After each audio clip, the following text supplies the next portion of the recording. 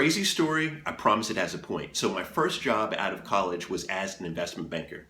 Within 2 years, I left that and founded a pet and animal themed magazine with my wife. We then pivoted the magazine to become a software management company for pets and animals. Then left that business entirely and I became an educational professional. Then left that career and co-founded a nonprofit organization in the education space. Then connected with a family abroad in Turkey who became billionaires, and I was managing their business operations for their education company as well as their investments here in the United States. I then left that job, which was probably one of the best jobs I've ever had, to become a matchmaker of all things. Then after years of matchmaking and starting a matchmaking agency, I then started doing TV work, became a TV host on a variety of shows, and now, just recently, I've sold my matchmaking agency.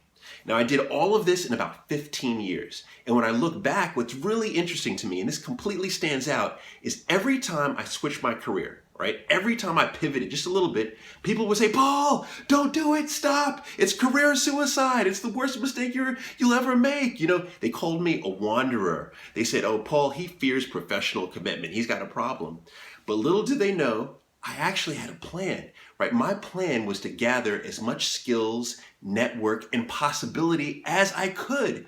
And what's interesting to me, what's really interesting is when I look back at my friends, right? My colleagues who started investment banking with me 15 years ago, today, those who are still investment banking, they're like, oh man, I feel stuck in my career, or they're just overwhelmed with boredom. And now that many of them are trying to switch careers, it's very hard for them because they don't have outside skills, right? They've had this very rigid, singular career path.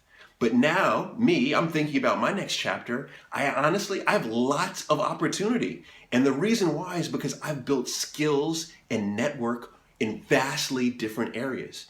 And that ultimately is my advice to you, is wherever you are in your career, get as much experience and different experiences as possible. Take as many opportunities, apprenticeships, internships in wide and vastly different areas as possible. I mean, become a clown for a year, right?